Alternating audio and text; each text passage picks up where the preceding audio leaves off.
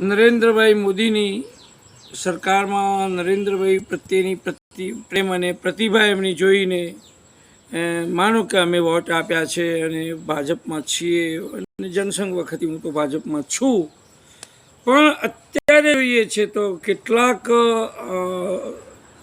સાધુઓ અંદર એવી રીતે ઘૂસી ગયા છે ને કે બીજા અમારા જેવા વિચારક નાના આર્થિક રીતે નાના સાધુઓને ગણતા નથી અને એ રીતે એમની સાથે કામ લે છે.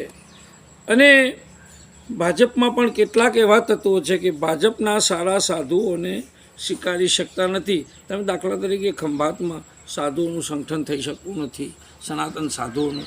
એની પાછળ કેટલાક લોકો ઓરમાયું વર્તન કરે છે કે સાધુઓને બોલાવીને એમને એકઠા કરવા જોઈએ, એમની શું સમસ્યા છે એ તો કોઈ સાંભળવા આવતું જ નથી.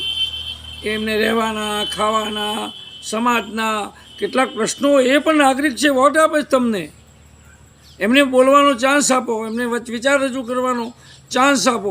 ચૂંટણી વખતે સાધુ યાદ આવે છે તમને. એટલે એ રીતે નહીં. અને નેતાઓ પણ ચૂંટાઈ ગયા પછી ધ્યાન નથી આપતા. પણ હા, સંજય પટેલ વગેરે જે છે એ ચોક્કસ સારા છે.